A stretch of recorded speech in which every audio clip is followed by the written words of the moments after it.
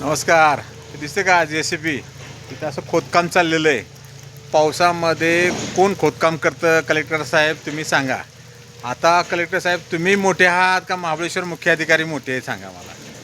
मकरंद आबासाहेब, आपले आमदार साहेब नमस्ते. तुम्हाला ना कोलवलं आहे, मुख्य अधिकाऱ्यांनी कोलवलं आहे तुम्हाला. काय तुम्हाला कोलवून ही जी कामं चालू आहेत ना, आणि इथं रोज अपघात होतात. तुम्ही आता इथं थांबा, मी तर कॉन्ट्रॅक्टरला विचारलं, त्यांच्याकडे कुठलीही ऑर्डर नाही. आणि आम्ही काम त्यांना विचारलं काम काय करताय, तर त्यांनाही माहीत नाही. त्या पर्यटकांच्या गाड्या येतात, शनिवार रविवार खूप सीझन असतं, त्यात कितीतरी गाड्या खाली जातात. साहेब महाबळेश्वरवर लक्ष देणार आहे का नाही तुम्ही?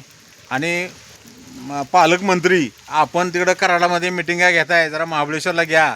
महाबळेश्वरचं सौंदर्याची वाट लावली या मुख्याधिकाऱ्यांनी. तहसीलदार तर काय विचारायलाच नको या, कारण त्यांचं कुठं वचकच नाही. तर तहसीलदार साहेब आणि मुख्याधिकारी हे कलेक्टरांच्या वरती आहेत. आणि मकरंद आबासाहेब तुम्ही आमदार आहे, तुम्हाला पण कोलवलं आहे. आणि पालकमंत्री जागे व्हा, जरा महाबळेश्वरला या. ही बिकट अवस्था गेलेली, पावसात कुणी नाला काढला जातो का? जरा बारकाईने लक्ष द्या साहेब, मेहरबानी करा. लवकरात लवकर महाबळेश्वरचा बघा येऊन. आणि आज आपला 13वा दिवस आहे खड्डे मुजवायचा. खड्डा मुजवून झाला आहे आणि मुजवता आज हे 2 काम आपण बंद केले आहेत. त्यांनी खुशाल काम करावं, पण पाऊस उघडल्यानंतर करावं. आत्ता करू नये, कारण अपघात होतात, या दुपट्यामुळे दिसत नाहीत.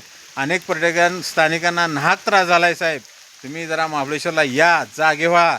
आणि आमदार साहेब जरा वाईतनं वरती या, तुम्हाला कोलवलं आहे. आता लक्षात ठेवा, आम्ही तुम्हाला निर्भयपणे सांगतोय, जरा महाबळेश्वरवर लक्ष घाला, एवढीच विनंती करतो. जय हिंद, जय महाराष्ट्र.